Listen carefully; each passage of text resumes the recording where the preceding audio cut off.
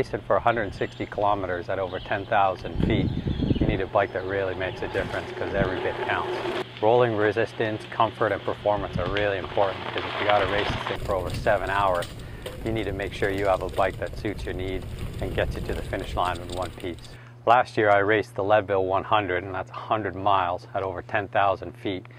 And this year I really found that I needed to get into a bike that suited my needs to go back to perform that race even better than I did last year.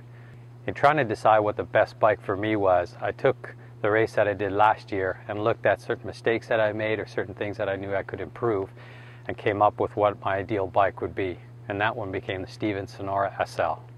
I went for the Sonora SL because I wanted to go with a 29er frame, super light carbon, tried and true proven XTR componentry, and a Fox shock on there with a lockout. They also had the Easton 29er wheels on there, which have always proven to be strong and reliable for your needs. When I finished out with the bike, it weighs in at barely 20 pounds complete, and that's a bike that'll get you to the finish. And finally with the Sonora, I made a couple of customized changes to get it tweaked just to the way I like it. And other than that, it's a race-ready bike ready to go. So the bike normally comes with the Easton EA90 29er wheel set, which is an awesome wheel set. What I just did to try and lighten up a little bit more is I went with the EC90, so the carbon rim 29er version in tubeless, still using the same hub and the same XTR mechanism for the discs. As well, I switched the tires out to a little bit faster rolling tire in the Aspens over the Rocket Rons that came with them, just because Leadville is a little more technical, a little more sort of fire road and fast descents.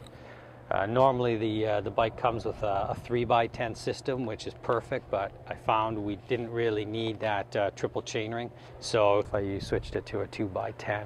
Other than that, the only real change that I made is I actually put a road saddle on it. It's a Physic Arione CX. It's the one I've used on my road bike. I love this saddle. I find it's good for road or mountain. I just use the carbon rail version to just lighten up that a little bit more.